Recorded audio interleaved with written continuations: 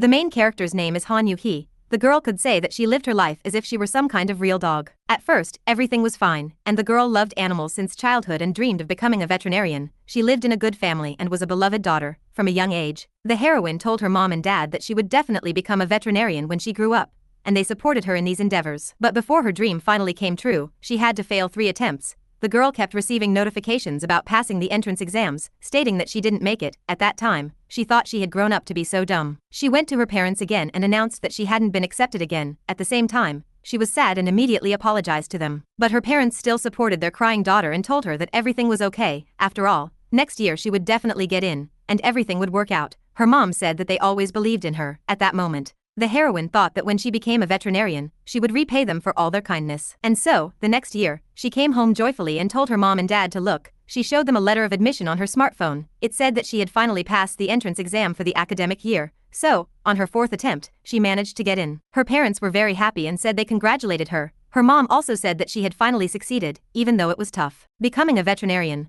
the heroine decided that the only thing missing for her family's happiness was one thing. Sometime later, the main character's parents died in a car accident. At that moment, the main character was completely devastated and thought that they had left their daughter all alone, wondering how this could happen. Through sad thoughts, the girl thought she was completely alone in the world. It was terrible. But she couldn't give up and abandon everything. This was because her parents had invested a piece of themselves in her dream. Morning, noon, and night, she was constantly busy. Her routine consisted of part-time jobs, university, and studying material. But after tough studies and graduation, the main character finally managed to become a veterinarian. However, things weren't so great, and one day the main character got a call from her own friend. He informed her that their business was doing very badly. The girl was shocked and asked how this could have happened. The girl said that she had been told he could be relied upon. In the end, she trusted him and invested, but what did she get in return? She also said that he had promised her safe investments. Angrily and shouting, she asked if he realized how much money she had invested in him. After all, it was the insurance money after her parents' death. She then begged him to return her money, but he immediately hung up. After that, the heroine heard that the subscriber was unavailable or out of network coverage and to call back later, and so, she stood on the roof, confused, realizing that her friend had deceived her, and she had lost everything. The girl tried to survive, but the world turned out to be too cruel for her. At that moment, she no longer needed a family. After all, the people who were always on her side and protected her were her deceased parents, and now the girl didn't understand why she should live and decided to end it. In her final moment, she asked for forgiveness from her parents and jumped down like a stone. She decided to end her life, but it turned out to be not as simple as she thought. This was because when she woke up, she became a wolf tamer desired by all. The heroine was in her room, and there was a guy next to her. Surprised, she asked him what he was planning. He, in turn, asked why she was so surprised. After all, the lady had raised him, so he was obliged to repay her for her kindness. Then, with a dry smile, he asked if she didn't want this. The heroine asked what he was talking about and told him to wait. Calling him by his name, Isildis, she said that although she had helped him, it was much more complicated than he thought. After all, she did it for an important reason and asked him to stop. She was promised a reward, so could he calm down, she wondered. The guy asked if she really wanted a reward, adding that he would reward her fully now. He sat very close to the girl and said that she had taught him to be noble. The girl immediately told him to wait a little. At the same time, she thought that she had never raised him to be like this, and she wondered how this happened. After all, she didn't want any of this. Before this, the main character addressed a woman, calling her Alexa. This was happening near Jane's hotel. She kept asking the main character where she had gone. After a while, she finally found her and asked if she was slacking off from work again. The girl, in turn, asked the aunt what she was talking about. This was an ordinary village girl named Alexa. The heroine pointed out that she was working hard cleaning. The woman sighed sadly and said that no matter how much she talked to her, it was no use. She also asked if the girl thought she didn't know that she was quietly slacking off here. Right after that, she told the girl to go clean the main hall. Alexa sadly asked what kind of day it was today. The girl left and closed the door behind her. At the last moment, she said that she would come tomorrow and do everything. This angered the woman, who asked why she had to work like a horse for her. The heroine heard this, slammed the door, and hid behind it. Then Alexa wondered what was really going on. At the same time, she thought that she was currently working part-time at the hotel, but in her previous life, her job was completely different. In her previous life, her name was Han Yu-hee, and she worked as a veterinarian in Korea. Back then, her life was far from sweet, and in the end, she took her own life. But at the moment she thought it was all over, a strange voice spoke to her.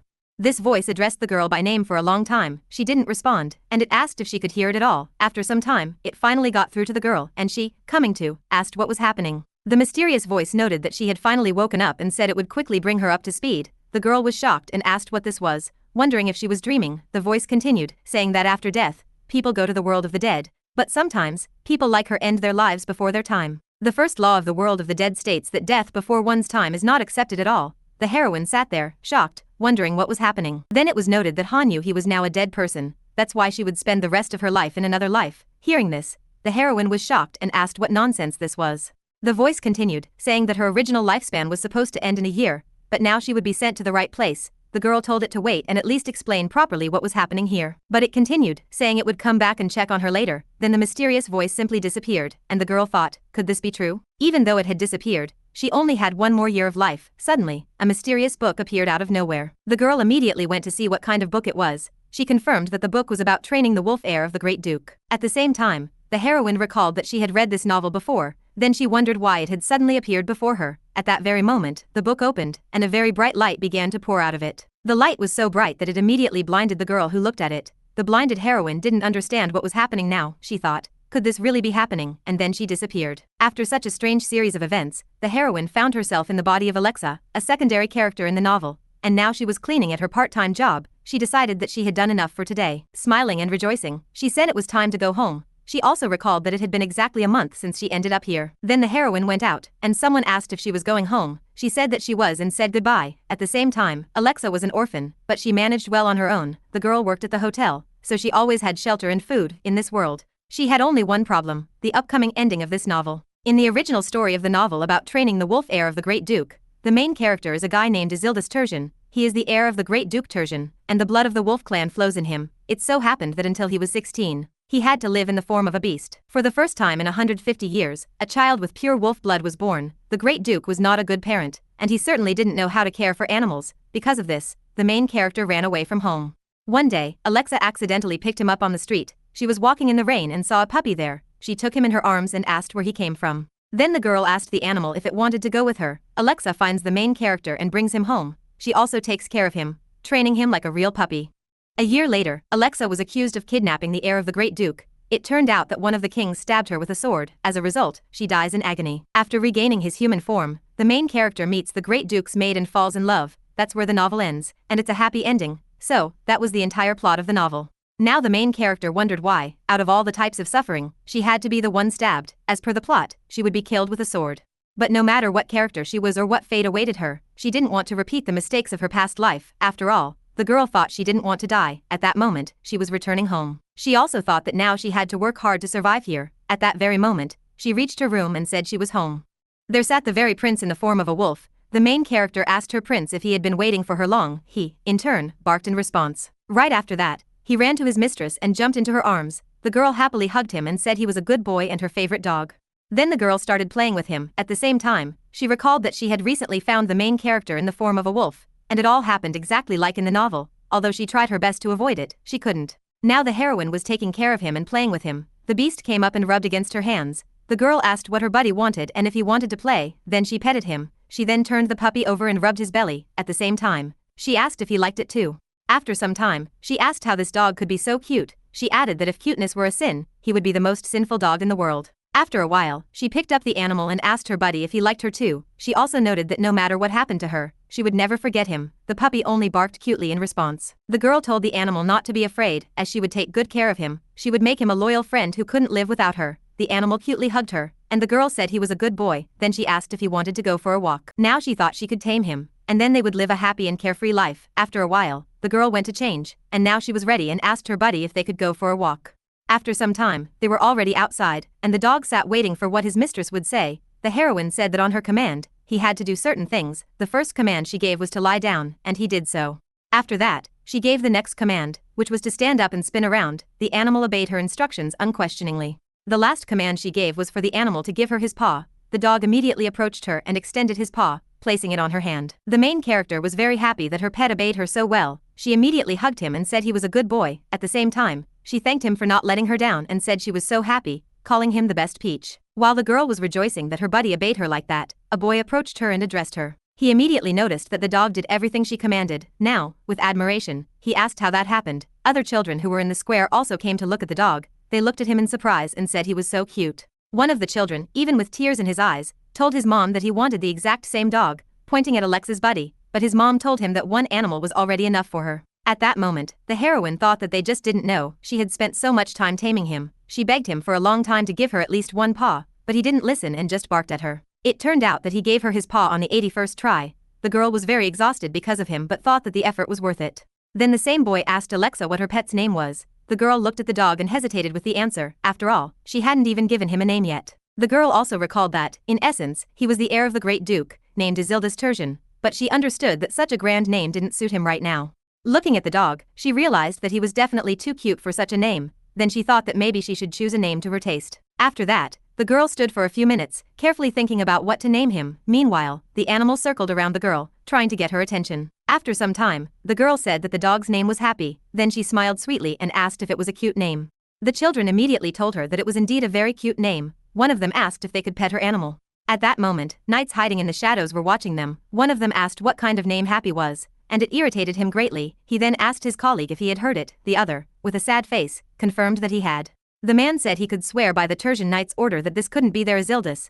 This was because they saw how cutely the dog played with the girl. Because of this, the knight noted that, remembering him, he tore and destroyed everything in their estate. He also broke everything in his path. On top of that, he ran away from home, and this was a real beast, so, it seemed that the wild nature of this beast couldn't be tamed in any way. After all, a wolf remains a wolf under any circumstances. The knight's companion said that it surprised him greatly too, but still, judging by the animal's movements and appearance, it was definitely their Isildis. He then said that it turned out this young lady had managed to handle him. It must be acknowledged that she had tamed him magnificently. The men closely observed them, and at that moment, the heroine asked the dog if he wanted to go home. At the same time, the man noted that, be that as it may, their task was to return Isildis to the duke's estate, and it needed to be done as soon as possible. His subordinates immediately said they would do everything.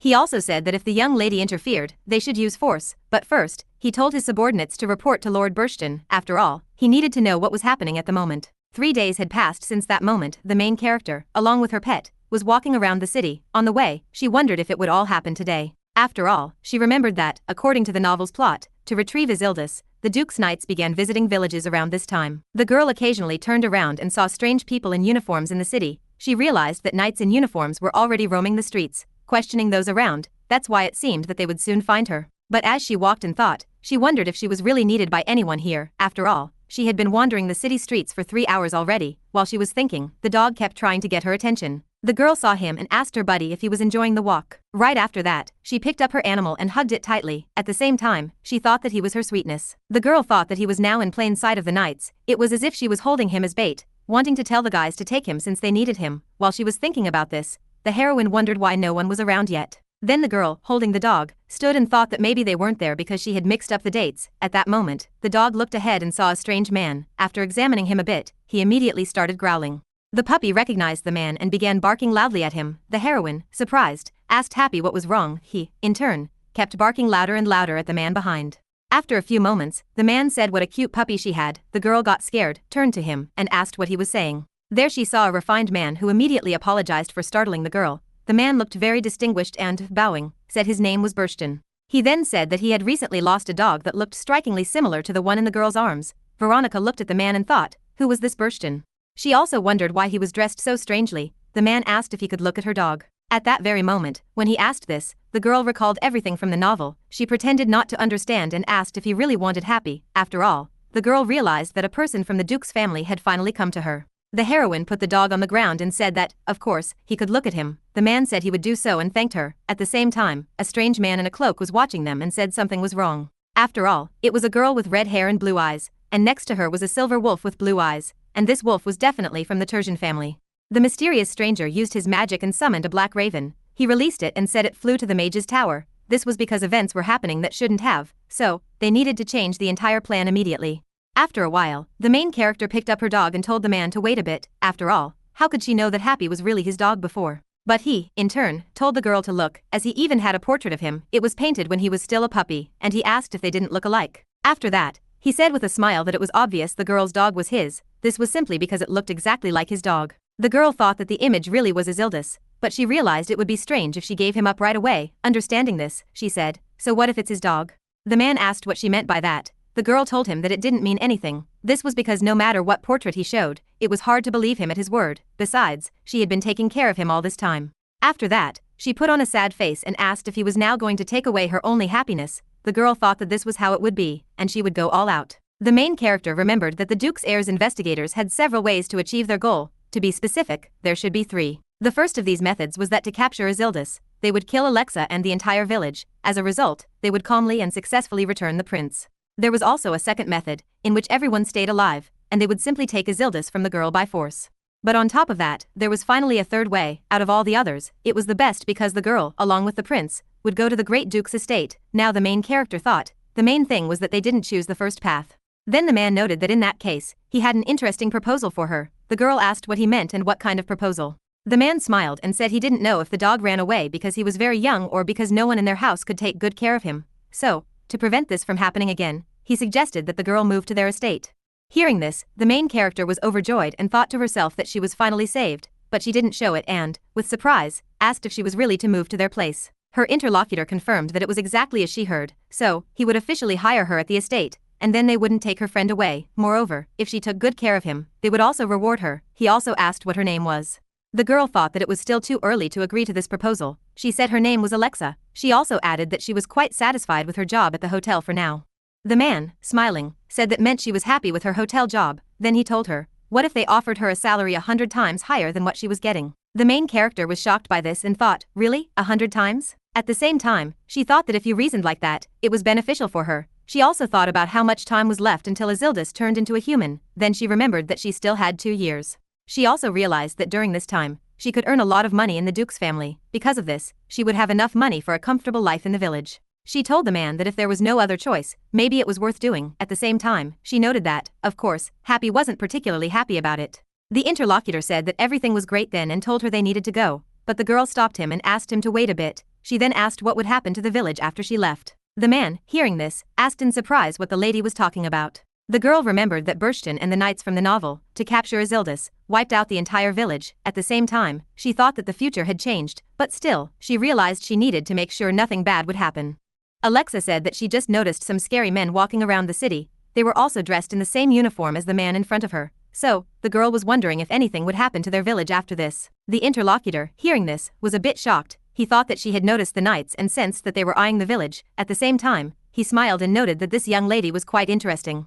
Then the man said that it was very intriguing. He stated that it was just a misunderstanding, as why would they roam such a peaceful little village? The girl smiled and said that was true, it probably just seemed that way. At that moment, the dog growled. The girl immediately asked Happy what was wrong. The man heard how the girl called the dog and was somewhat shocked. Then he sighed sadly and told the young lady not to call him Happy anymore. It would be better to call him by his real name. The main character immediately asked what his real name was then. At that moment, the interlocutor wanted to say that his name was Isildis, but at the last moment, he realized he couldn't reveal his real name and said easy. He then asked if that name was good. The main character immediately thought that this man probably didn't like that the girl was calling the heir of the Great Duke Happy. She said she would call him that, as the man's option sounded much better. He, in turn, said everything was great and thanked her for it. At the same time, he said that everything was settled then he extended his hand and said it was finally time to go. The girl thought for a moment and, at the last moment, said she would go with him. At the same time, she thought that things didn't go exactly according to plan, but she survived, and that was already pretty good, so, she told herself to keep going in the same spirit. A moment later, she leaned down to her pet and said they needed to go. She also thought that she shouldn't be afraid and called her dog to follow her. After that, they set off in a carriage with the man to the estate. The girl looked out the window and gazed at the village where she had lived. She also mentally asked for forgiveness for leaving them. At that moment, Burston caught the girl's attention. He asked Alexa if something was wrong. The girl turned to him and said that, of course, everything was fine. He, in turn, smiled and said that if that was true, he was very glad, as they would arrive at the estate very soon. After some time, the girl looked out the window and saw the northern border fortress. She realized that this was already the property of the Great Duke. This meant that she would soon arrive at the Tertian castle. And so, after some time, the man said that they had finally arrived. This was the last castle of the northern border, also known as the Duke Tertian's estate. He welcomed Lady Alexa to this place. The heroine was shocked by what she saw and thought, could this really be the Great Tertian Bastion? She was shocked by what she saw, as it was so different from the descriptions and illustrations she had seen in the novel. The man asked if it was a beautiful place or not. He also noted that this estate was the pride of the Great Duke. Then Burston asked if the girl minded going inside. She happily said that, of course, she didn't mind. Suddenly, the man noted that before they started, he needed to explain something. He then asked if the main character remembered what he had told her in secret. She said that if he was talking about the secret in the carriage, of course, she remembered it. The heroine recalled that before arriving at the estate, he had told her about the Great Duke's secret. All members of his family were, in one way or another, born with the blood of the wolf beast, so, the girl's dog was Sir Isildis, the heir to the dukedom. Although it was clear to her that she already knew the plot of the book, so she had known about this for a long time, the man immediately noticed that he was glad she remembered everything. He also asked if it meant she also remembered the words he said afterward. The girl uncertainly said that she remembered them. The interlocutor noted that was great, though it might be hard to understand right away. The girl should be cautious, the beast's blood greatly changes human nature. He told her that the Tertians were only formally human. In essence, the entire bastion was made up of wolves. Their lives, instincts, movements, and habits were exactly like those of beasts, so the girl should consider this estate as if it were a pack of wolves. He also added that Duke Tertian was known as a hero of the empire. As a result, if a rumor spread that he wasn't human, it would cause a huge scandal. That's why he said that the girl should remember his advice. After all, if this secret got out beyond the estate, they couldn't guarantee her safety. The girl was frightened by these words, and her dog began to growl. But then she smiled and told Sir Bershton not to worry. After all, she would keep her promise. The man immediately thanked the girl for this, then he added that they could now go inside. The heroine noted that Hannah could go forward and then asked if she could go there too. The butler immediately said he would help her. Suddenly, a subordinate of Sir Bershton approached and addressed him. The man, in turn, told him to report immediately. The guy started saying that they had searched the young lady's house. However, they only found remnants of chicken mixed with yellow pollock. It was most likely Sir Isildas's food. He added that there was nothing else unusual there. The man noted that it seemed to be so. He also said that he had ordered the chef to cook according to the same recipe. The subordinate said that everything would be done. Then Bershton noted that if Isildas obeyed her, it was still possible to let her into the palace. Though he still didn't believe that an ordinary person could tame a wolf, the girl was looking around her new place of residence and saw a large garden. She asked her dog if he was happy to be home. The man continued talking, saying that he didn't yet understand what to do with Sir Isildas, so, for now, it was better to leave the girl here. When the main character entered the estate, people were already lined up there. They asked the girl to allow them to introduce themselves. They said they were the servants of the Tertian family and would serve her henceforth. The heroine began to carefully examine the estate from the inside. She said that it was so beautiful outside, but inside it was even better. Suddenly, the butler shouted that the young master had returned. He said they needed to show respect and greet him. Immediately, they all bowed and greeted His Majesty, the young master.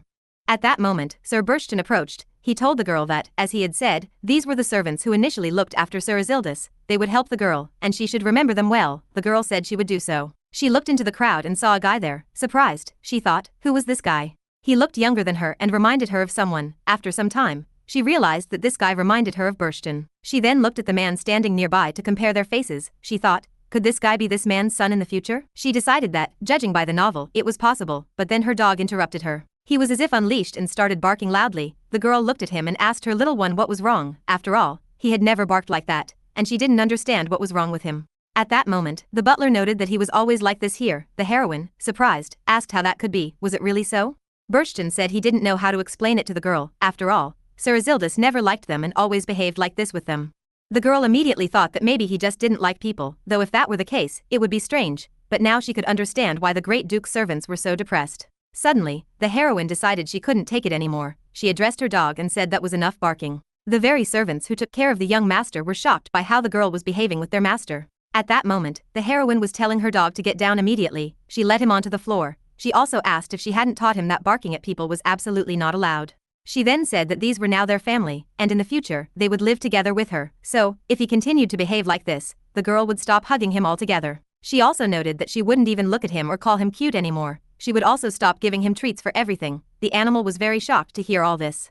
The girl continued to scold him and asked if he understood her. He, in turn, sat with a dejected look and seemed to understand her. The servants, hearing and seeing all this, continued to be completely shocked. A moment later, the girl smiled and told them that he had finally calmed down. She asked the people if they could show her around the estate. They immediately said that, of course, they would and invited her to follow them. They noted that they suggested she freshen up a bit first. The girl heard this and thanked them for everything. Bershton, standing aside, was writing everything down in his notebook. He thought, so that's how the girl tamed him. As he understood, bargaining with the young duke worked well too, so, the first method was to forbid him and note that he wouldn't get any treats. After some time, the butler asked if his people had arranged everything. They, in turn, said that everything was done. The man said that was great and then asked if they had seen what happened earlier. A subordinate noted that the young lady managed to calm him down. Another said he couldn't believe it. Another girl also noted that someone managed to calm him, and she couldn't believe it. One of the subordinates said that he got bitten every time for any word, so, what he saw now was like some kind of miracle. After that, they all fell to their knees and asked if the gods had finally heard them. The man told them to fully enjoy this blessing, but he then said that they couldn't relax now. This was because, as they knew, for the first time, a stranger had entered the duke's estate, and on top of that, she would live there, so, all the subordinates needed to be very careful with Alexa. He then said there was something else for them. From now on, howling in the middle of the night was strictly forbidden. One of the subordinates noted that this was bad because his mating season had started. The man said he wasn't saying this because he didn't want it himself, but they needed to think about it. After all, if Lady Alexa got scared of them and ran away, Sir Isildas would be back under their care. The subordinates were quite frightened by these words. They thought they didn't want this to happen again. Another guy noted that for the first time, someone had managed to handle the master, so, because of this, they should treat her well. They all said they would do everything possible for this and thanked Alexa. The main character was sitting in a room with her pet. She also thought that they took a long time to make drinks here.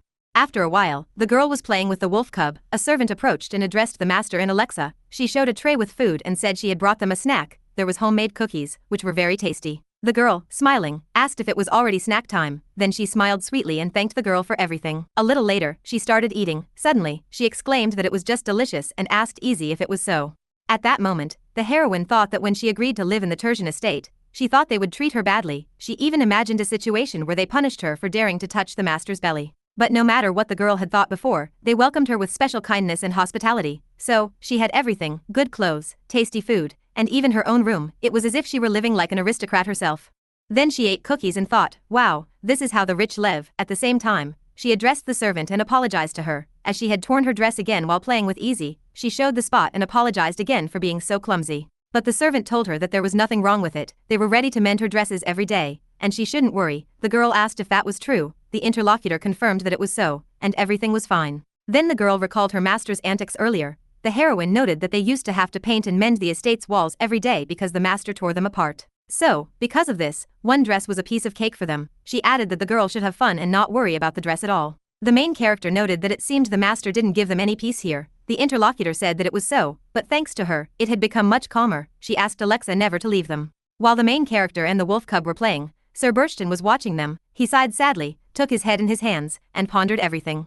While he was doing this, someone knocked on his office door and apologized for it. The man saw who had come and immediately told him to come in. This person was a guy named Taran Burston. The guy entered the office and handed a report to the man. He said it was a report from the knight's order. The interlocutor took it, thanked him, and began to examine it closely. Then Taran addressed his father about the report. He, in turn, asked if he wanted to know why it was needed. He added that if so, they were simply investigating Alexa's case. After that, they both looked out the window, and the man asked the guy if he had already seen her. He, in turn, said that, of course, he had seen her. The father noted that he and his son shared the same blood as Sir Isildas but still couldn't tame him in any way, but this girl managed to do it, and in such a short time. He then said that their wolf clan didn't accept humans. The direct heir with wolf blood had a very wild character, and taming him was very difficult. He asked his son what he thought was special about this girl. He also noted that he had been thinking about it, so he tried to find their roots in her lineage. He then said that although the investigation hadn't yielded anything yet, they still needed to find out how she managed to tame Sir Isildas. After that, they would have to deal with her to keep their secret. The man noted that when he wasn't there, the girl couldn't be allowed to leave the estate. He asked his son Taran to keep an eye on her. The guy said he would do so and wouldn't take his eyes off her. After a short amount of time, it was deep night at the estate. At the same time, the main character couldn't sleep and was wandering around the estate. She had reached the kitchen and wanted to eat there. She came there with the wolf cub and whispered to him not to make noise. She thought that she had eaten too many cookies, so she hadn't had dinner, but at night, she got very hungry, which is why she came. She put the animal down and whispered that he should sit while she prepared something. She also asked him not to make a sound. After that, she looked around to see what was edible there. After some searching, she found eggs, chicken breast, and some other products, but suddenly, someone touched her with a finger, and she, frightened, turned around immediately.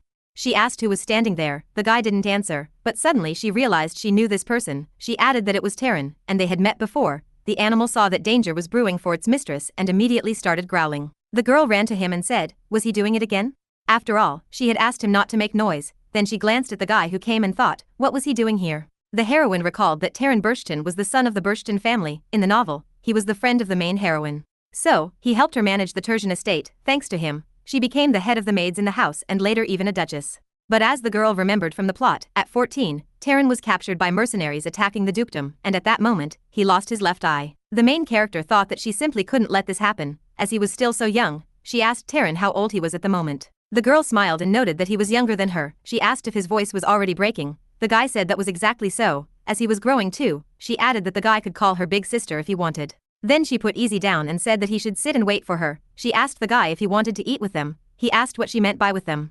Alexa added that they had decided to go for a secret midnight snack, so she was wondering if he wanted to join them. The wolf cub started whining loudly, saying that he didn't want this in any way. But the heroine told him to stop and not whine. After all, if he kept doing that, she would send him back to the room. The animal immediately obeyed her. Right after that, the girl sat Taryn down at the table. She also told the animal and the guy to sit quietly and not make noise. She, in turn, would go fry some eggs for them. The guy looked at the young master, and he started growling at him. The guy thought that he had followed her because they had suddenly left the room at night.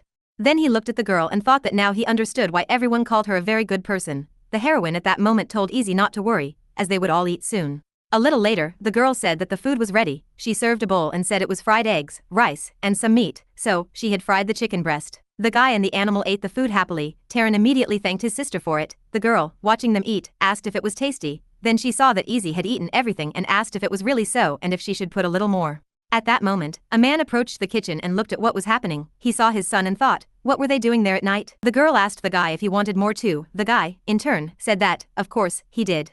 Taryn's father thought that first, she tamed Sir Isildus, and now even his son, the wolf cub, was behaving badly, and the girl asked him why he was so capricious today. Taryn's father thought that his son was always cautious, so, as far as he could remember, he had never accepted gifts from strangers. And so, he was very curious about how she managed to get along with these two wolves. She was some kind of fairy tale girl in his opinion. The heroine was saying that they were rascals, as she hadn't even eaten yet, and they had already eaten everything. But both of them kept demanding more. After some time, the girl was sitting in her room with Easy. She asked her animal if he understood her, so, they were doing everything she had taught him before.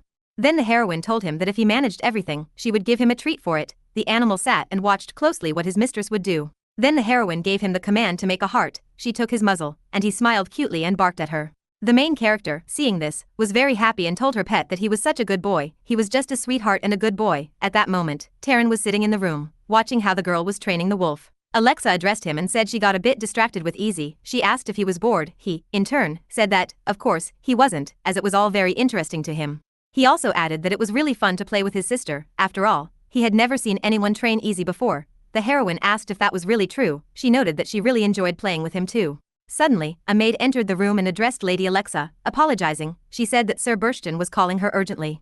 The girl, surprised, asked if Sir Burston himself wanted to see her. At the same time, she thought to herself, what was going on? But she decided to go to the man, as he had called her. The man noted that it had been 2 weeks since she settled in their estate. The girl sat in surprise and said that it was probably so. Then she asked why he had called her here. The man said he was very grateful that the girl had been looking after Sir Isildus all this time. He also added that he had learned from her how to handle him. So, her task was complete, and she could be free again. The girl was shocked by these words. She immediately thought that, of course, she understood that this would happen, but why so quickly? After all, she thought they would be together at least until he became human. Then the heroine thought that maybe these were just her foolish dreams. She told the man that they were kicking her out now. He, in turn, said that, of course, he wasn't kicking her out. He immediately noted that he just wanted to offer her a more comfortable place to live. He asked if she understood that there were no people for her here. He noted that there were many great places around Tertian, and maybe she could find work there. The main character sat and thought that, in simpler terms, he was kicking her out, but she would still stay in Tertian so they could keep an eye on her. The girl said that was fine and asked when she needed to leave the estate. The man said they had already prepared her new workplace, so maybe she should go there today. Right after that, the girl left him and returned to her room. Taryn saw her and asked his sister where she had been. He also said she should look, as Isildus no longer bid him.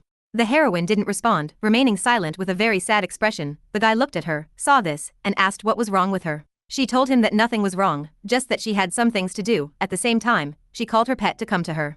At that moment, the girl thought that this was probably the right thing to do. After all, her current place belonged to the main heroine of this novel, so it was simply inevitable. But she would never see her pet again. She looked at him sadly and told Easy to forgive her. She added that he should eat well and not get sick. At that moment, the wolf cub looked at the girl in surprise. A week after Alexa left, the wolf cub became very aggressive. He threw away all the food and tore the estate apart piece by piece. The maids tried to reach him and asked the master to calm down. The subordinates, with all their notes, tried to calm him down. One of them told him to sit, saying that if he didn't obey, there would be no treats. Another noted to her master that the young lady's method didn't work on him and asked what they should do. Burston immediately pondered all this. He understood that they were doing everything right but didn't understand where they had gone wrong. He addressed his son and asked what he thought. Why was he behaving like this? He also asked why he hadn't been eating lately. The guy clenched his fist and said he thought he missed Sister Alexa. He also noted that he missed how she cooked rice for him. The man asked what he was talking about. At that moment, the wolf cub continued to attack all the subordinates, biting them. The man told his son to ask any chef, and he would make as much rice as that girl couldn't. Now he was curious why both of them kept missing that girl. His son didn't respond, remaining. Suddenly, a subordinate addressed the master and said he needed help, as he couldn't cope anymore. He, in turn, asked if he had to do it. A female subordinate noted to the master that he had destroyed the entire wardrobe, so they begged the master to save them. Another person shouted for Burston not to abandon him. as the wolf cub was about to bite his hand off. The master was completely shocked by all these words. He immediately thought, what was going on here, and how could that ordinary girl tame this wolf? At that moment, he looked straight at Isildis, who was looking at him very aggressively. Then the man sighed sadly and said they hadn't even lasted a week without this girl. Now he was very curious and asked what the great duke would say when he returned here. After all, his son literally couldn't live without a stranger, and on top of that, this person was a human girl. After that, he added that they needed to do something. He also noted that he had lost and told his subordinates to urgently bring Alexa back to the estate. A short time later, the main character arrived. The wolf cub immediately rushed into her arms with tears in his eyes. The girl was also very happy to see her pet and immediately asked how he had been without her. She was also curious, as a whole week had passed, and had he really not forgotten her yet? At that moment, Taran ran up and addressed his sister. The girl saw the guy and asked how he was doing. She also noted that it seemed to her that he had lost a little weight. Other subordinates of the master also came to meet Alexa. A heavily injured guy told the girl that he had been waiting for her so much. Another subordinate said that she had missed her greatly too. The heroine heard what they were saying and said that she had missed the guys too. At that moment, Sir Burshton approached and said, "Welcome back." The girl immediately greeted him. The man noted that it was a shame to his confidence. He also said he wanted to express great gratitude for agreeing to return to the estate. He added that he had apparently been hasty with his conclusions. He told Lady Alexa that she had become an important part of their estate. He said this would never happen again and asked her to take care of their master, Isildis. The girl immediately agreed to everything with a smile on her face. She then noted that they would pretend none of this had happened. The interlocutor smiled because of this and said that was great. Then, at that moment, a subordinate approached him and said that there was an urgent telegram for him. The man immediately asked the subordinate what had happened. He, in turn, noted that news had come from the surroundings, and a plague was spreading very quickly in the area. The girl was shocked by this and thought, could it be that plague? The master immediately asked what kind of plague it was. He also asked who had told him such a thing. The subordinate asked how else to call it. After all, this infection appeared out of nowhere. 30 people were already infected, all of them children. He added that 5 of them had already died. Hearing this, the main character and the man were shocked. Burshton said that they needed to deal with the source of the infection first. He immediately ordered his subordinates to close the city and the estate. They also needed to convene a council and act very quickly. The subordinates immediately said they would do everything. The heroine listened to all this carefully and thought that she had read about this case somewhere. After a moment, she remembered and realized that she definitely knew it. The man continued telling his subordinates to call a reconnaissance group and do it quickly. Suddenly, the girl interrupted the conversation and said to wait a second. She said she needed to tell them something. The master turned to the girl and asked Lady Alexa what had happened. He noted that now was not the time for talks. The heroine immediately told him that she thought she could help them. After all, in her opinion, she knew the reason for all this. The interlocutor asked what she had just said. Did she really know the reason? The girl noted that it was so. Although she might not know it completely, she could definitely help.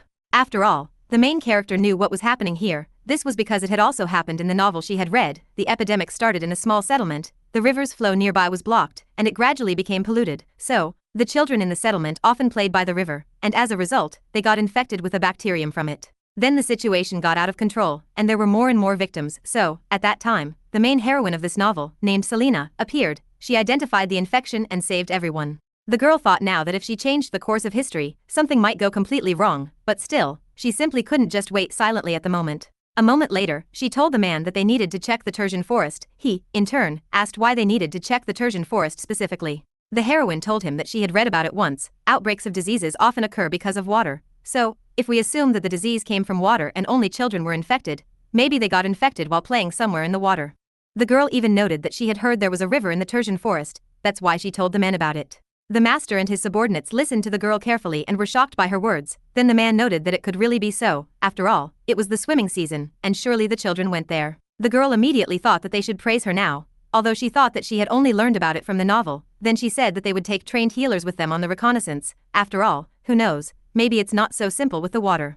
The man immediately told his subordinates that they had heard the girl's words, so, they needed a reconnaissance team with healers to study that river. The girl sighed with relief and thought that everything was great. So, the source of the disease was now known to the others, and they would figure it out from there. Then the master looked closely at the girl, realizing that she was not as simple as she seemed at first glance. After a short amount of time, a meeting was taking place in the Tertian negotiation hall. The men were discussing how they would compensate the parents for the damage. One of them asked if the river was really the source of the disease. Suddenly, a subordinate of Sir Burshton burst into their room and addressed him. He immediately said that the reconnaissance team had sent him a report. The report stated that, as Lady Alexa had said, the issue was indeed with the river water, so they had cordoned off the entire river, so no one else would get infected directly. One of the men said that this was simply the best news. Another said that now they needed to cure all the children as quickly as possible. The master smiled and said that she was indeed right. Then he said that was fine and asked if there were any other pressing issues. The subordinate handed over a document and said that there was another announcement for the council. The man immediately took it and began to examine what was written there closely. Then he said that some believe this incident was an excellent opportunity to introduce new hygiene rules for the entire region. The master also told his subordinate to let the knights help clean the city for now. He said he understood and then left the room. Right after that, Bershton turned to the other interlocutors and asked what they thought about all this. One of the men noted that there was nothing to think about. After all, they needed to introduce new rules and do it immediately. This was because they had relied too long on their wolf instincts. Another person noted that he agreed with this. After all, the problem was already obvious and needed to be fixed urgently. Another person noted that there were even piles of garbage in the city that no one was cleaning up. Bershton noted that he agreed with all the gentlemen, but the question was how to fix it. He asked if they had any ideas. They told him that there were problems with ideas at the moment.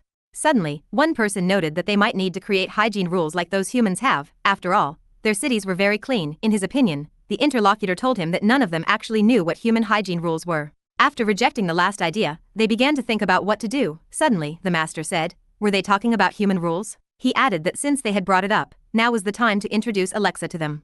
They immediately asked if he meant the girl who was taking care of the great duke's son. One of the men asked why he had chosen a human for this.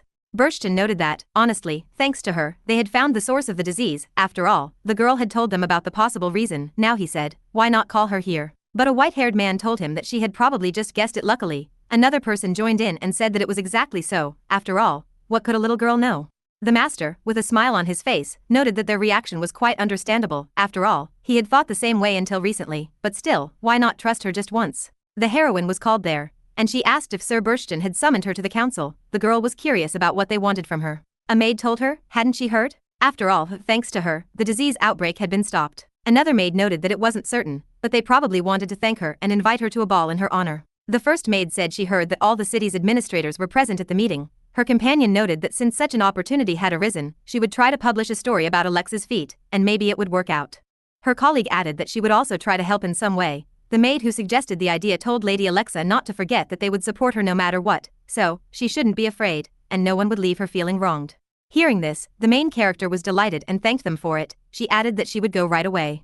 After some time, the girl finally reached them and apologized for making them wait. The gentleman, in turn, greeted her there. The girl bowed to everyone and said she was glad to meet them. She introduced herself as Alexa, then the man seated her next to him at the table. The other people sitting in front of her seemed somewhat strange and probably didn't support her arrival. The heroine observed their odd glances and wondered what was happening. She was curious about why there was such a strange atmosphere. She immediately wondered if she should have come here at all. Meanwhile, the wolf cub on her lap was already acting quite aggressively. The gentleman addressed her again and asked Lady Alexa to sit where he indicated. The girl said she had done so, thanked him, but asked why he had called her. The man explained that he had called her because he needed her advice on a certain matter. The girl, surprised, said that was fine and she would try to help. A man sitting at the table asked another why he was treating her so importantly.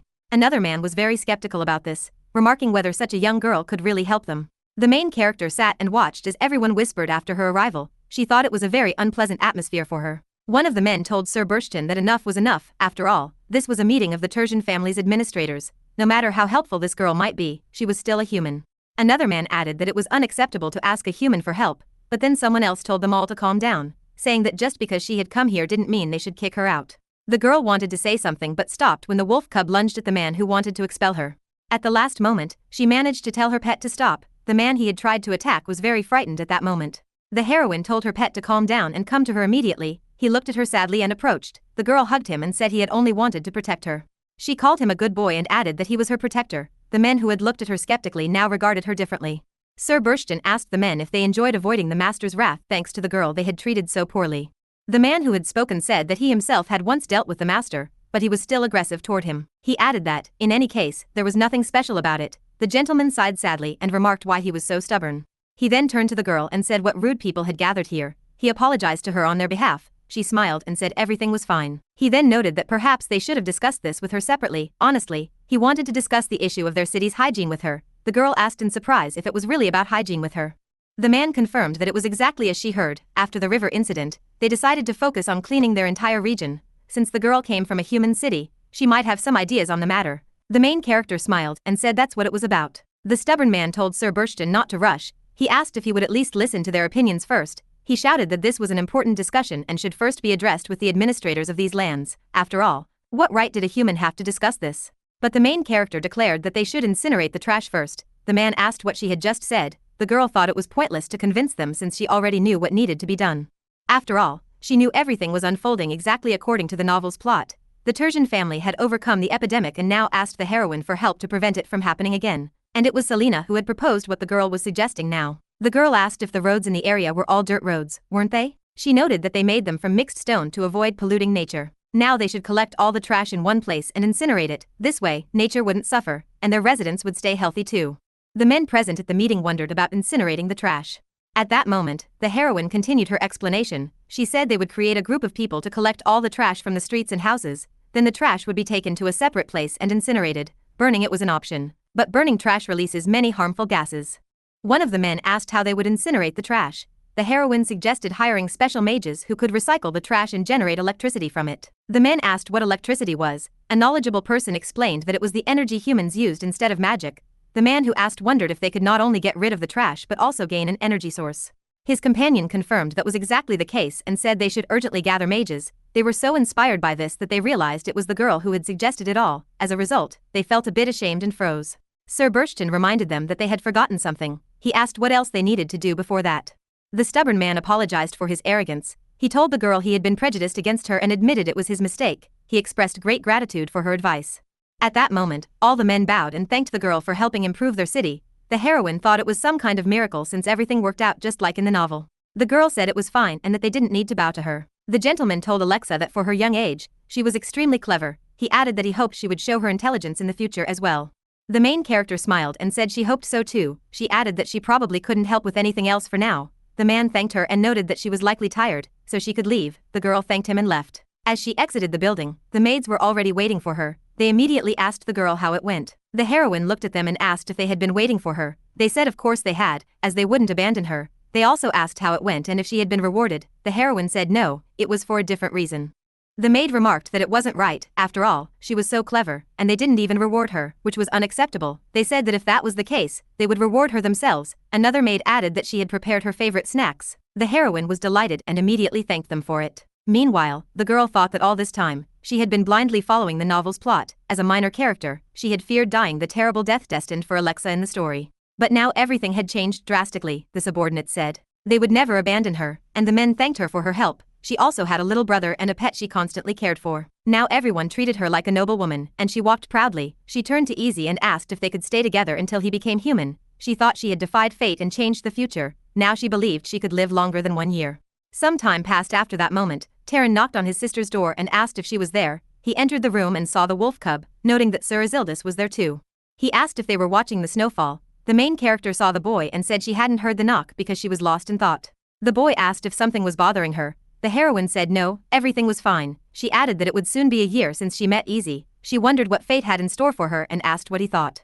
The girl knew she was supposed to die the day she arrived at the Great Dukedom, but autumn had passed. That autumn, she had tried to stop Easy from overeating, as he might get fat.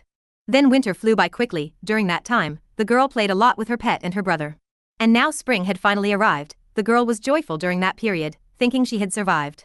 At that moment, she was on a walk with her pet. She called him to her and asked if he was trampling flowers again, calling him a little rascal. She told Easy they had been living there for 6 months. She said she was glad she could stay with him and asked if he was happy too. He only barked in response. The girl told the cub she wanted to see how much he had grown. She picked him up and said he was quite heavy. She noted that she might not be able to carry him soon. At that moment, her brother Taran approached and called out to Sister Alexa. The girl saw him and asked if he had already finished. The boy smiled and said yes, as it was just filling out documents, and he handled it quickly. The main character approached him, patted his head, and praised him, saying he did a great job helping his father. She thought to herself that Taran had grown so much she could barely reach him. She noted that in her opinion, they were the same height last winter. Her pet had also grown much more than she expected. She realized that wolf blood ran through them, making them much larger than humans, especially since they were boys. The boy noticed the girl's curious look and asked what had happened. The heroine smiled and said nothing had happened as he thought. Suddenly, her pet started acting strangely. The girl noticed and asked her pet what was wrong. She found it odd since the wolf cub hadn't behaved like this in a long time. According to her, Taran, in turn, asked if he had done something wrong to make him act strange. At that moment, 2 strange men were watching them from a distance. The man in glasses looked at the girl and asked if she was still alive. He added that Hanyu, now Alexa, should have died long ago. He was very curious about how this had happened. His colleague asked what he was talking about and if he even understood what had occurred. He had clearly told him not to send anyone to unfinished worlds. the man immediately apologized and said it was the only option he had left. The senior man noted that unfinished worlds were constantly changing. The girl was supposed to die within a year, but that hadn't happened here. He added that their sole purpose was to find the souls of people who died before their time and send them to other worlds to live out that time before death. The subordinate told the senior to wait a moment. The man looked at the boy and thought this foolish rookie had made a huge mistake. He asked what he would do now since this soul couldn't be taken back. The man in glasses asked what he meant and if it was true. Meanwhile, the heroine couldn't understand what was wrong with her wolf and didn't see the men. The man in glasses noted that Alexa, or rather Han-Yu-hee, was supposed to die soon. He had checked this before sending her. The senior man told him that in this world, fate could be changed. Now Alexa had become a character who would live much longer. The subordinate was horrified and asked what they should do now. He wondered if they should just kill her. The man told him not to say foolish things, adding that interfering with the laws of the universe could create even more problems. He sadly said they no longer had any influence over her fate. Now her entire life depended solely on the will of this lost soul. He patted his subordinate on the head and told him to return and prepare a report. The boy asked what would happen to them now. The senior man said they would simply wait patiently for this woman to die. Suddenly, the heroine felt a strange shiver and asked what it was. Her so-called brother also asked what was wrong with her. The girl smiled and said nothing was wrong, it just seemed like something to her. She then asked what he had been saying. The boy said his sister had asked him to find out if there was a maid named Selena in the estate. The heroine said she remembered and asked if he had found her. He said he hadn't, as he checked all the lists, even those who had left, but it was fruitless. Taryn asked why she needed her. The main character said it was nothing, just that the girl was an acquaintance of someone she knew who had told her she worked here. The boy said he understood and would keep looking. She thanked him for it. In her mind, she wondered where Selena had gone. It was curious because Selena was supposed to care for the future duke, who would make her his duchess according to the novel's plot. In any case, she was Isildas's main love interest. The novel's happy ending was simply impossible without her. Now the girl wondered what could have prevented Selena from appearing here. She knew Isildas would become human in about a year and a half, and she would have to leave. The heroine silently pleaded for Selena to hurry up and appear. The girl turned to her pet and said he was her closest companion. She added that he mustn't forget her and asked if that was clear. Taryn, hearing this, noted that she often told him not to forget her. He was curious why she kept saying it. Alexa said she had been told that wolves forget their childhood after returning to human form. She felt very sad that he would forget everything about her too.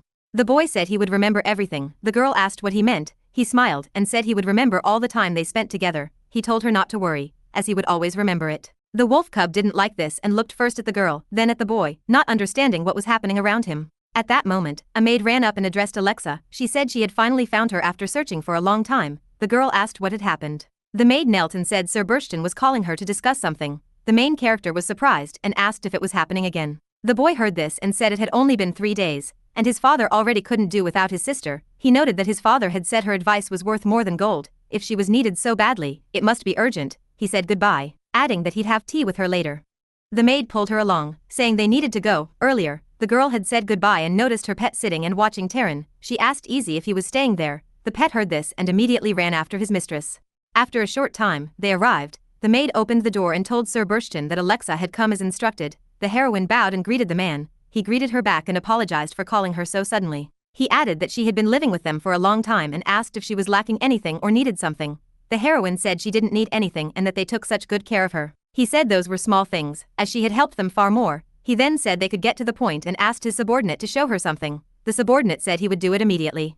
The subordinate took some items and showed them to the main character, the gentleman down to line 600, continuing in the same manner. The gentleman said it was a map of mineral mining on their land and asked if she could take a look. They had recently viewed it from a different perspective and wanted her opinion on it. The girl smiled and said she would look at it now. She picked up a precious mineral and recognized it as black onyx. At the time, this mineral was quite popular among aristocrats. She thought it was probably very expensive. She then noticed the map and stopped. One place on the map seemed very familiar to her. She remembered it from her past life.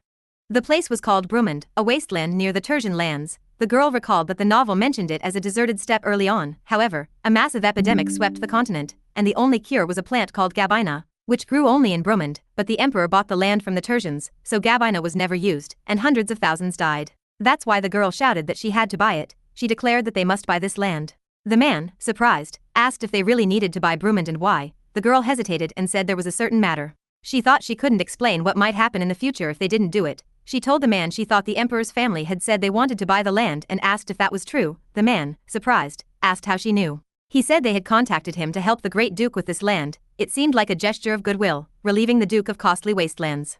The heroine sadly said she understood. She thought it was a pity she only knew the novel's plot, as the emperor actually hated the great Duke Tertian. The emperor of the Temperchi Empire, named Tiles, was a greedy man who craved only power, wealth, and the Tertian lands. He was cunning, cruel, and a terrifying strategist.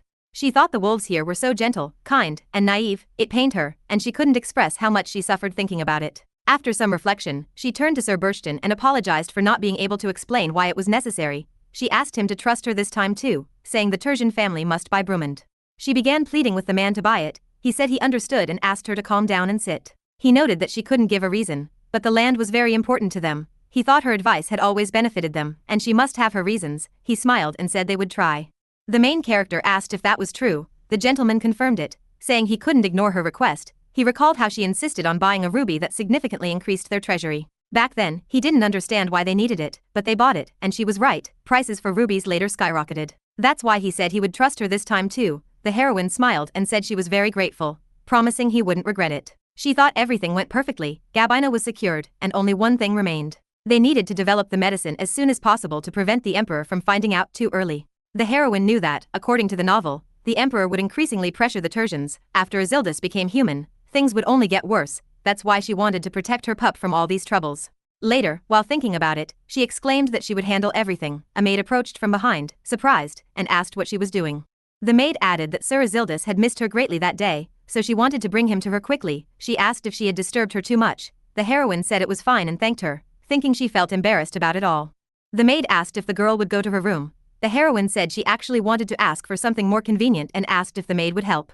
The maid smiled and said she could ask for anything, and she only needed to say it. The heroine asked if she could get her a few Gabina sprigs. The maid said she didn't know what Gabina was but would definitely bring it. The main character immediately thanked her. She also asked her to check for any news about epidemics or new diseases, as something might have happened again like last time.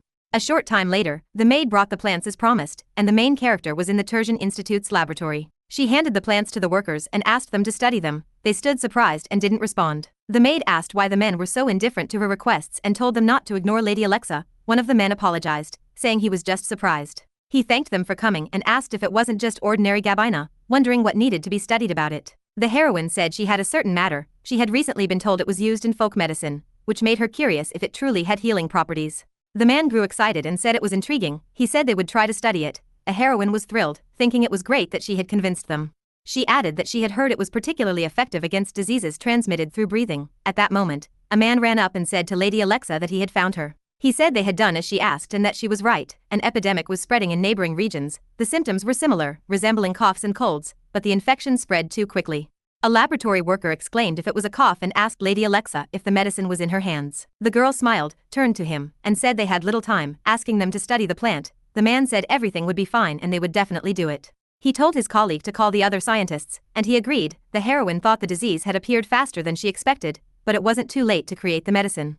She turned to the maid and said they now needed to gather even more Gabina. The maid said she understood. The heroine thought she didn't know the consequences of her decisions but wouldn't silently watch others die. She thought she would do everything in her power. Some time later, a meeting of high-ranking officials was held at the Hampshire Palace. A subordinate told His Majesty that the finance minister had arrived. The emperor said to let him in. The men gathered, and the emperor asked if everyone was present. He told the finance minister to come in so they could start the meeting. The men in the hall looked quite frightened. The emperor asked the men where they would begin discussing the news. Later, he was informed about the disease and that it could be cured with Gabina. The man asked if it was all about this pathetic plant. His companion told His Majesty that it was indeed so. The plant was only found in Brumund and had proven effective against the disease. The man asked if it meant he was right from the start when he wanted to buy it. This was Emperor Tiles of Temperchi. He noted that he had told his subordinates that Brumund's land would belong to him. The official said it was as he had said, but it had already been sold to the great Duke Tertian. His Majesty said fine and that was enough excuses. He noted that these wolves were pitiful creatures, mere beasts. They were foolish and impatient, only clever enough to stumble upon such plants. He wondered how they had solved the epidemic problem so quickly and asked his subordinates if it didn't seem strange. He shouted that none of them could have figured it out on their own. Something was off, and something had changed. One man suggested it might just be a coincidence, as the animals could have accidentally discovered it. Another supported him, saying they had probably just gotten lucky. The emperor said that was possible. Since ancient times, the Tertian family had only been good at fighting. This time, the duke and his wife had gone to war. Yet, despite their feats, many still supported them. His Highness noted that they at least had some pride. He said even foolish beasts had achieved more than the officials sitting there. He wondered what the rest of the empire would think.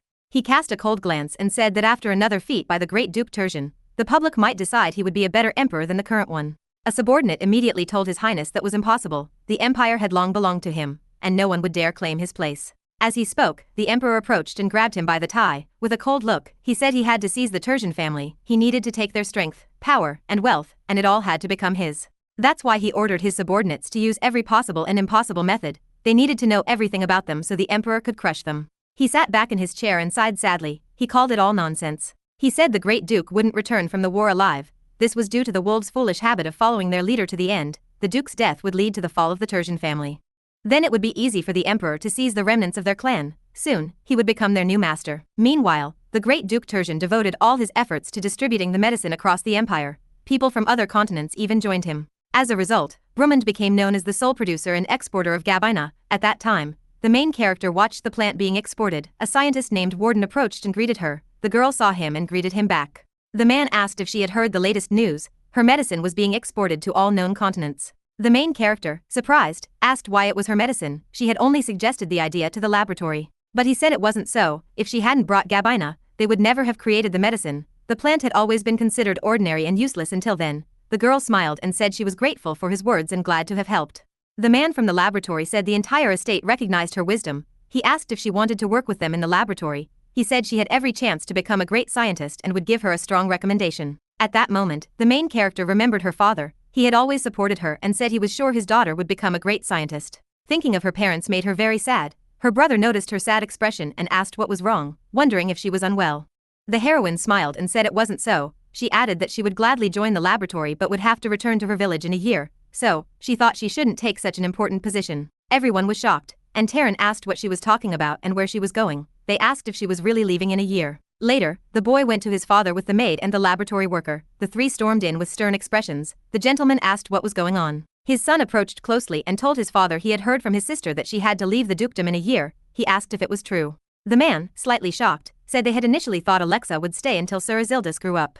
The son asked if that meant, after all the feats his sister had accomplished in that year, he was going to kick her out because their agreement would end. Warden said Alexa was a treasure, and the maid confirmed his words. The gentleman asked Taryn what he was implying. The boy said he wasn't implying, he was saying it directly. He said they couldn't let her go and begged him not to kick his sister out. He noted that because he had convinced her to sign the agreement, she would feel obligated to follow it. Some time later, the gentleman sat with the main character. He told her what had happened and said that's how it was, Lady Alexa. Hearing this, the heroine laughed and apologized that they loved her so much. The man sighed sadly and told her not to apologize. He said he probably hadn't given her enough time and attention. He said his son was right, after all. She had helped them with many matters during this time. That's why he wanted her to stay in their estate even after the agreement ended. The girl smiled and apologized but said it might be a bit problematic. She thought she couldn't stay here long term. This was because after Isildas turned human, he would lose all memories of his life with her. That's why she couldn't impose herself on him. After all, it was known from the start that Isildas's fate was to be with Selena, the novel's main heroine. The heroine thought it simply wasn't her role, as she was only temporarily replacing Selena. For the happy ending, she would have to leave. She said they cared so much for her, but she couldn't trouble them further. Suddenly, her brother shouted for his sister not to leave. The girl looked at him in surprise. He continued, asking why she had to leave when everyone loved her here. The heroine told him she would simply return to her homeland, and they could still see each other if he wanted. But the boy stood his ground, saying it wasn't necessary and they should continue living together. The gentleman joined the conversation, saying he felt the same sadness as Taryn. He added that there was still time to think, so they shouldn't rush ahead, as there was plenty of time. The girl smiled and said that was true, and she would think about it a bit more. Meanwhile, the pet looked at her, confused. He thought if Alexa was really leaving, she always looked at him and asked him not to forget her, yet she was planning to abandon him. He wondered if she really thought he would let it go so easily. Some time later, at night in the city, a mysterious stranger knocked on a door. An elderly woman opened it and asked what the person wanted. A blue-eyed woman appeared and said she wanted to buy a slave. She asked if the woman had any girls with red hair and blue eyes. Shortly after, she was brought to one of the girls. The girl sat chained, visibly terrified. The woman greeted her and said her name would now be Selena. Hearing this, the girl shouted for someone to help and save her. The woman who came to buy the slave asked if the girl was afraid of her. She smiled and told her not to be ridiculous. She asked if the girl thought she had come to kill her. If that were the case, she wouldn't have paid so much. It was something else entirely. She said she just wanted the girl to do something for her. If she agreed, the woman would provide her with the tastiest food and beautiful clothes. If she completed her task, she would even grant her freedom. She asked what the girl thought and if she wanted to be freed from slavery. Selena was intrigued and asked what she needed from her. The woman said it was nothing special, just that she needed to infiltrate a certain place. The girl looked at her, wondering where she was looking, as it clearly wasn't at her. She thought if it was the place she suspected, through the bars, she could see a palace, and she asked if she needed to infiltrate the palace. The mysterious woman confirmed that was exactly it and that she would send her to the wolf estate. Now their plan would be set in motion. Some time later, the main character was summoned to the gentleman again. He wished her a good morning and asked how she slept and if everything was all right. The heroine, with little enthusiasm, said everything was fine and thanked him for his concern. She asked why they had called her this time. The man hesitated and said there was a certain matter. At that moment, the girl thought she already knew why he had called her. Not long ago, she had let slip that she would leave the estate in a year. As a result, not only Taryn but everyone else found out. Everyone, her brother, the maids, and others, started asking if she was leaving them. Because of this, they were subtly pressuring her every day. She sat lost in thought, thinking that she liked it here, but for the story's future, she couldn't stay. After a moment, she decided enough was enough and needed to show her resolve. She was about to tell Sir Burston she didn't want this. But at that moment, the man interrupted and asked if she wanted to study medicine. The heroine, surprised, asked if he was talking about medicine. The man said his son had told him she loved diving into medical literature in their library during her free time. He would be happy to give her the opportunity to fully learn the craft. The heroine turned to the boy and asked why he had told him. He said he meant that if she had a dream, he was happy to help her with it. He apologized for upsetting her. His words didn't faze the heroine, and she said he hadn't upset her. Taryn looked at her and thought that even with that expression, she was quite cute. The father joined the conversation again, saying he agreed with his son, so she should think about it. He added that Isilda still had plenty of time before growing up. She could accomplish a lot in their laboratory in the meantime. He asked if she knew that Tertian's medicine was renowned throughout the empire. He would happily pass on all their knowledge to her. The girl, surprised, asked if it was really for her. She thought again, not wanting to pass up such a wonderful opportunity. She knew that in this world, only nobles could practice medicine. If she went to an academy, they wouldn't let her in. No matter how much money she earned last year, it wouldn't be enough for living and studying. She thought that until Selena arrived in the dukedom, she could indulge herself a little. She remembered her father and thought this time she wanted to try to fulfill her dream again. After some reflection, she said she wanted to study. The gentleman and his son were thrilled, and the man asked if it was true. The heroine said she wanted it, but only if they didn't mind her staying. The man approached and said of course he didn't mind. They all hoped she would stay with them. She could now consider the estate her new home. The girl was slightly embarrassed by such kind words. The man continued, saying he would handle the rest. He told Lady Alexa he would find her the best teacher. The gentleman stood in his office, thinking he had sounded impressive but now didn't know what to do. At that moment, a man familiar to the heroine from the laboratory entered and apologized for coming in. Sir Burston, seeing him, said he had arrived quickly. The man said he rushed over as soon as he heard he was needed. He asked what had happened. The gentleman hesitated and said it was nothing special. A few days ago, he had convinced Alexa to study medicine. The laboratory worker said he knew, as everyone had heard about it and even started a general cleanup for the occasion. They wanted to thoroughly clean the laboratory and remove anything hazardous to health. The gentleman said he was glad for their enthusiasm, but he called himself a fool, saying he had promised Alexa to find the best teacher. The man realized he meant the best teacher and asked if he was talking about that person. The man, very surprised, asked if he meant Karloff. The gentleman confirmed it, as he was the best of the best in the dukedom. The man agreed that he was one of the best but asked if it was worth it. He must know that Karloff didn't like humans. The gentleman said he only remembered that after making the promise. He said Alexa had thanked him with great joy and promised to try her hardest. He couldn't back out when he recalled her smile. He handed a sealed envelope to the man and said he had sent this recommendation letter to Karloff. The worker, surprised, asked if he had to do it.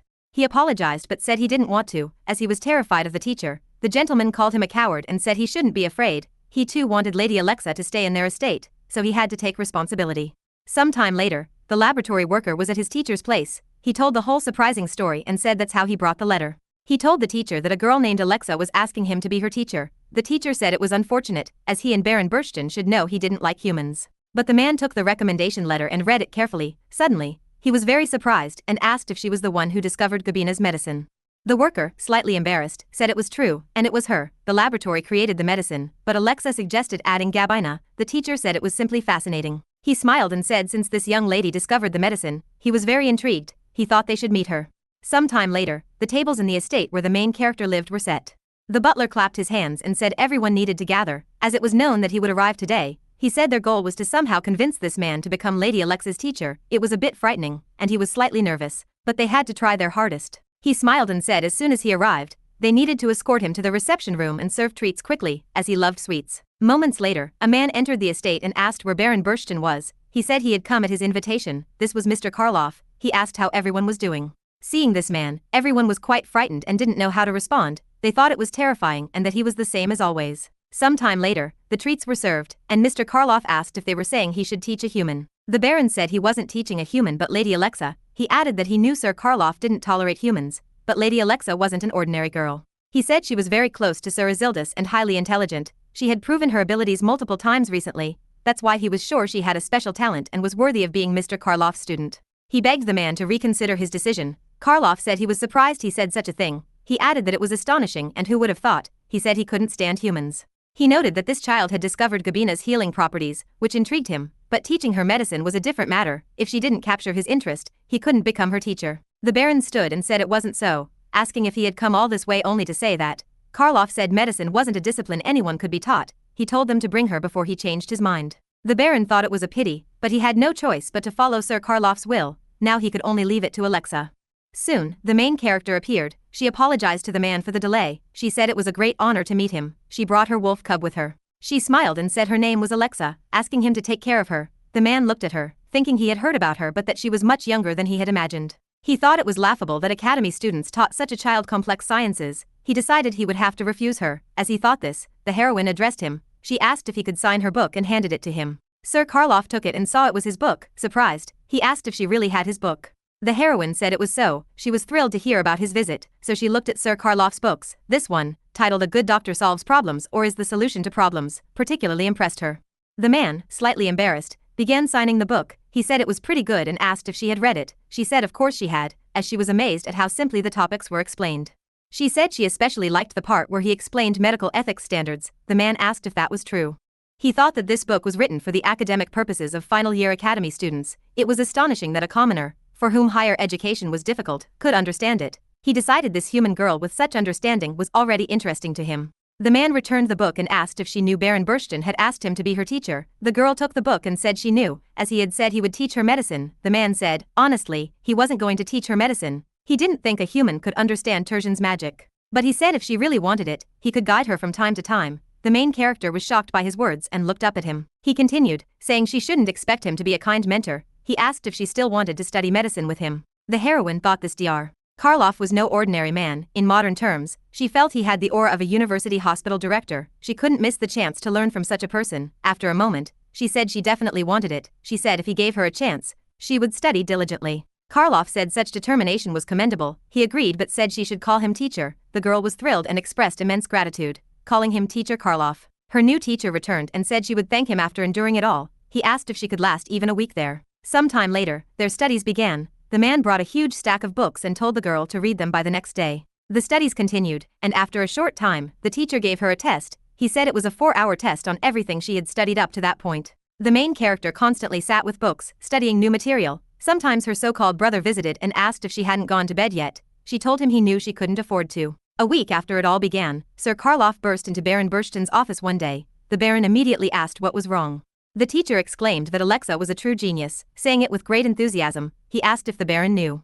The Baron asked if it was true. The man said he had taught her, and this child was a true genius. He said it wasn't an exaggeration to say she was born to be a doctor. He said her comprehension and everything else were outstanding, and she had the perfect student spirit. She handled both tasks and preliminary reviews perfectly. The Baron, delighted, said he was glad the man highly valued Lady Alexa. He asked if he would teach her medicine in the future. The man approached, patted his shoulder, and said of course he would, asking him to leave it to him. He added that he would make this child the best doctor on the continent. At that time, the heroine was strolling through the estate. She greeted the butler, and he greeted her back. She walked, thinking it was fun, as every day was filled with joy for her. She was confident she could wholeheartedly enjoy studying in this world. She could even strive to become one of the continent's best scientists. She wondered if this was the life she had always dreamed of. She smiled joyfully and said she needed to quickly analyze today's progress and note what to ask about tomorrow.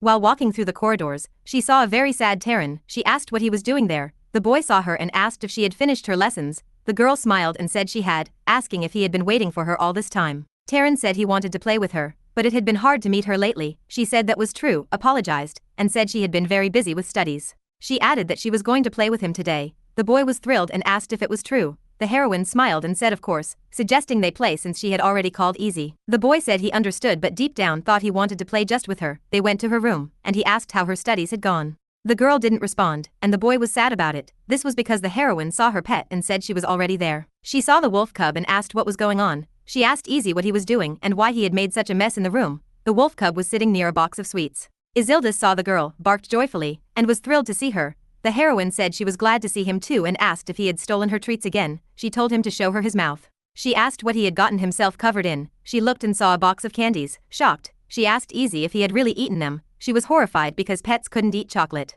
Alexa grabbed her pet and ran out of the room. Her brother ran after her, not understanding what had happened. He shouted for her to wait. The heroine was terrified, running with tears in her eyes. She told Easy everything would be okay, trying to reassure herself that he would be fine and nothing would happen. She burst into Sir Burshton's office and told him to call a doctor as soon as possible. She was very scared and said Easy might die. The gentleman, shocked, asked what she was talking about. He asked Lady Alexa what she meant. She explained what had happened, and the man called a doctor.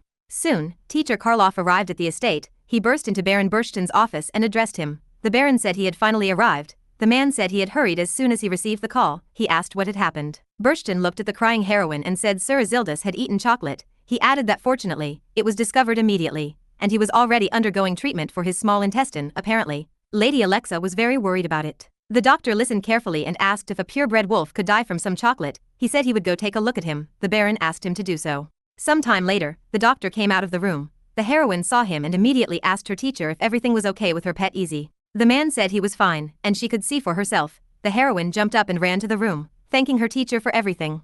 In the room, she saw the laboratory worker she knew. She asked the doctor about her pet's condition. The man said he was fine, but he suggested giving him medicine just in case. The problem was that the wolf cub kept refusing it, no matter how he tried to give it. Indeed, the cub sat growling angrily at the sight of the pill. Seeing this, the girl tapped her pet on the head and called him a fool. She asked what would happen if he didn't take the medicine. She cried bitterly and asked what she would do if he really got sick. Seeing his crying mistress, the wolf cub was shocked and didn't know what to do. Her brother, also in the room, tried to calm his sister and told her not to cry. The wolf cub bit the doctor's hand, which wasn't holding the medicine, trying to comfort his mistress somehow. Her brother also tried to calm the girl. Then the heroine's teacher entered the room. He asked if something could really happen to him from a few chocolates and told the girl not to worry so much. The heroine asked if that was true. The man said of course it was. Sir Isildas was a purebred wolf, the pinnacle of their clan. His energy and resilience surpassed others, so she shouldn't worry. The heroine, hearing this, hugged her pet tightly and said she was so glad. She asked him to forgive her, as she shouldn't have left chocolate in the room. She thanked him for not getting sick. The teacher thought it was surprising that she could have blamed Sir Isildas but instead blamed herself and apologized. He thought she was a very sweet child. A moment later, the girl addressed the teacher. He asked what was wrong. She asked if she could take a break from classes for a while. She wanted to care for Easy until everything settled, as she sometimes neglected him. Dr. Karloff said he didn't need care, but a break from studies wasn't allowed, so they would do the following. He said he would give her medicine for the pet to take, and her task would be to study the medicine independently. She could skip classes that week. The heroine thanked him and said she would do so. At that moment, something strange happened to the wolf cub, and he started foaming at the mouth. The girl saw this and asked what was wrong, wondering if her pet was unwell. The teacher said it seemed the medicine was taking effect. He was regurgitating the remaining chocolate. As a result, he would never want to try it again. The girl saw her pet's attempts and told him not to hold back and to regurgitate everything. 3 days after these events, the pet lay on his back with his paws up, content with life. The girl was beside him, scratching his belly. She called him a lazybones and asked if, even while recovering, he could lie in her room for days on end. As she spoke, Taran entered. He asked if his sister was still tending to him. The girl saw him and told her brother to come in. She said there was no real tending, and she was just watching him. Alexa added that since that day, the pet's appetite had only increased. He also slept longer than usual. She was curious about what kind of complications he had. Hearing this, the boy asked if it meant he was just healthy. The girl asked if that was so. The boy thought that, moreover, he was completely monopolizing his mistress. The wolf cub, hearing such words, was very angry at the boy. The brother said he was glad the wolf cub was okay. He suggested she stop watching him and go outside to enjoy the breeze. The girl said she should probably do that, as it was a pity to spend all her time in the room. The heroine said Easy was no longer sick, so they should go for a walk. The wolf cub watched the boy closely, very angry at him. The heroine saw the medicine and said the pet needed to take it before going out. The main character took a pill and gave it to the pet, but he tried to turn away to avoid eating it. The mistress told him not to do that, as he had promised to take his medicine. The wolf cub reluctantly accepted his fate and took it. After taking it, he felt unwell again. Meanwhile, the heroine thought that her teacher had given her a homework assignment about this medicine. She looked at the recipe and wondered how to study it. She had seen the recipe but wasn't sure. She had never seen the herbs used in this medicine. She looked at one of the ingredients and wondered if it was really there. She asked her so-called brother if he knew where the nearest market to the castle was. He was wrestling with Easy, who, jealous, had started biting him. Taran thought for a moment and said he knew such a place. Alexa was thrilled and said it was settled. They would go for a walk and find an herbalist. It would definitely help her with her research. In the city near the palace, interesting events were unfolding. The woman who had bought Selena from slavery returned home. She asked if the girl had behaved quietly. She noted that the weather had been quite nice that day. While out, she remembered the girl and hurried back.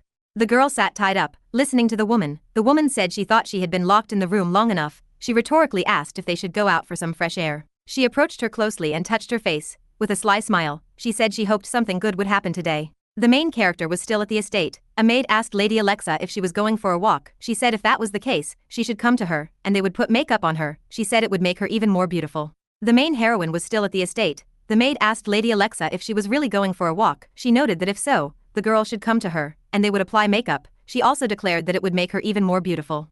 At the same time, that very woman was telling Selena to come closer, as she would apply makeup on her.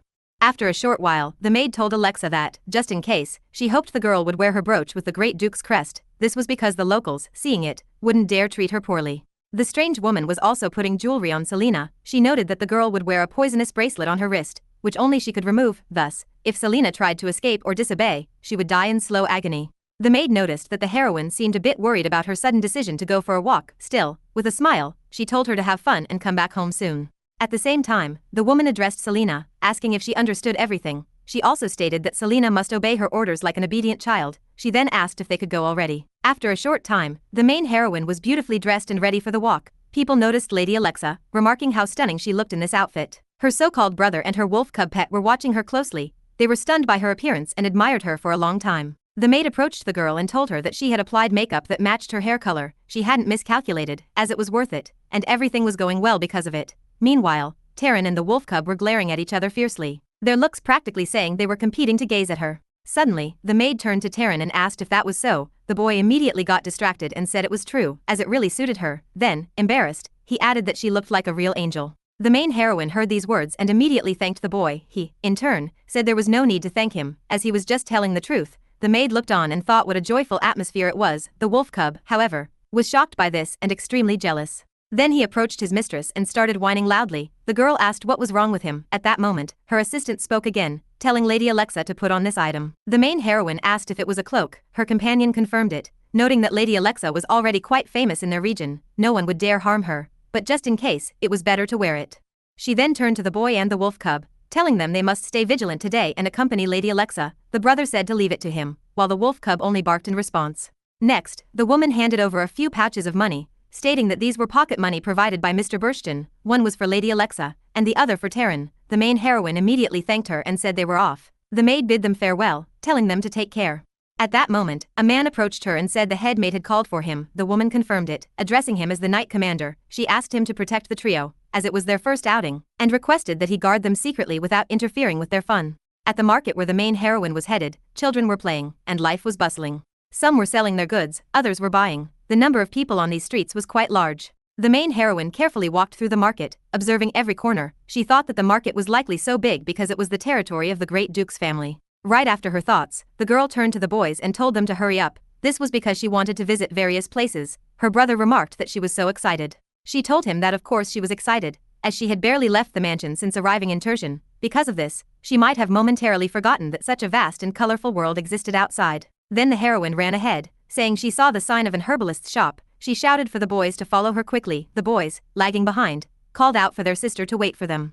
At the same time, the strange woman and Selena were watching them from an alley. She smiled and said it seemed like something fun was awaiting them. She also noted that she had to admit, she was quite lucky.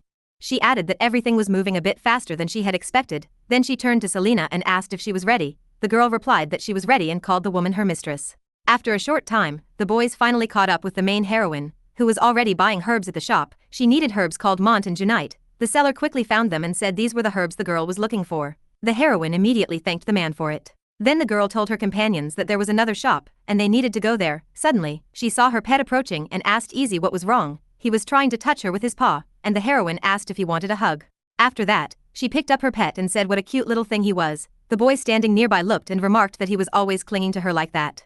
Taryn asked if the girl really wanted to hug Easy. He then added, asking if the pet wasn't too heavy for her. The wolf cub, hearing this, immediately got angry at the boy. The girl said it was fine, as he always clung to her in crowded places. That's probably why he was scared at the moment. Her companion then asked if she could hold his hand too. The main heroine, surprised, asked what he was talking about. The boy continued, saying he had never left the mansion either. That's why he was also scared and nervous at the moment. Then the boy asked again for her to hold his hand because of this. The heroine was shocked by all this and wondered what was wrong with Taryn. The boy kept pleading for the girl to hold his hand, but the heroine didn't respond, looking at him strangely. At that moment, someone strange in a cloak was watching them. The person was none other than Selena. The girl suddenly remembered what her mistress had told her. Recently, she had asked if Selena understood everything. As she needed to steal from the people the woman pointed out, she had to steal money, items, or anything at all. That's why she asked the girl to steal something from them. Right now, the girl was thinking that she had tried to do this several times when living on the streets, but she had never succeeded, and now she wondered what she should do. Looking at these people, she realized they looked like aristocratic children. If she got caught, she would be punished. She looked at her bracelet and thought she had no choice. She either had to do it or die. Then Selena rushed toward them. Taryn was still telling the main heroine that they just needed to hold hands and go. At that moment, a girl ran up and bumped into the boy. He was very surprised and didn't understand what had happened. The main heroine saw this and asked the boy if he was okay. Then Alexa asked the stranger if she was alright and if she could get up. But the girl said she was very sorry, quickly got up, and ran away. The heroine tried to stop her, but she didn't listen at all. As she ran as fast as she could, she thought everything was fine. She thought this because she had managed to steal something. It was one of the money pouches Mr. Burston had given the boys. The heroine continued talking to her brother, asking if he was okay after the incident. At the same time, the secret guard, requested by the head maid, was watching them. A subordinate approached the commander and said it seemed the girl had stolen Taryn's pouch. He immediately asked if they should pursue her. The commander said they should do it as quietly as possible. They shouldn't make a scene. He also said he had just reported the girl's appearance to the nearest guard post, so they should continue protecting the lady. Their main task was to let them have a good time. At that moment, the main heroine spoke to the boy, saying that if anything else happened to him, he should just tell her. He smiled and said he would do so. Meanwhile, Selena ran joyfully, thinking she had succeeded and stolen it. She also thought she wouldn't have to die now. After a while, the girl finally found her mistress and immediately told her she had done it. The woman said she had managed it faster than expected. The girl confirmed it, saying the item was the pouch from the children the woman had pointed out. Then, with fear, she asked if she had done it right. She further said that if so, she begged the woman to remove the bracelet from her. The woman asked what she was talking about. She smiled and asked if the bracelet was that scary to her. She then noted that she had recently told her nothing bad would happen to her as long as she behaved well. After a moment, she agreed and said she would remove it. This was because it would be strange if their Selena looked so frightened. Immediately after, she gave the girl a cold look and said that for the next stage, she would need a new one. At that moment, the woman used her magic, and a strange snake appeared on the girl's arm. Selena, seeing this, was shocked and asked what it was. She started crying and screaming. The mistress approached her, grabbed her head, and told her to at least calm down, as it was a small thing. She added that she had told the girl she wouldn't harm her. The only ones who could harm her were those cursed wolves. Finally, after all the market strolls, the heroine didn't stop. She looked at her list and said it seemed she had bought everything she needed. Taryn noted that it would soon get dark and asked if they should head back home.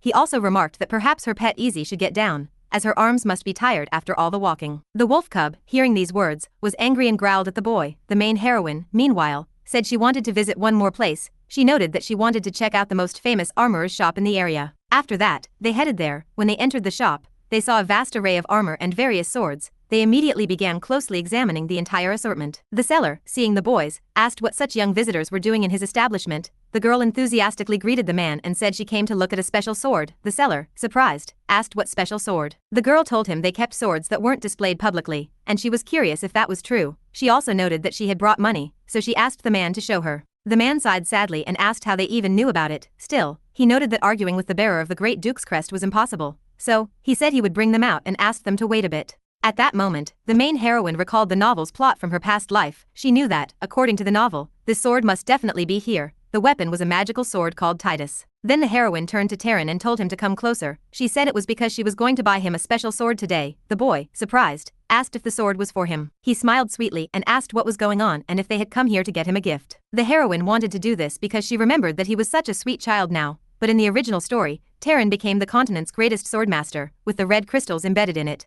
The magical sword Titus absorbed and used the owner's magical power. This weapon became Taryn's symbol. Thus, the girl knew that Titus was in this shop. She understood that originally, Mr.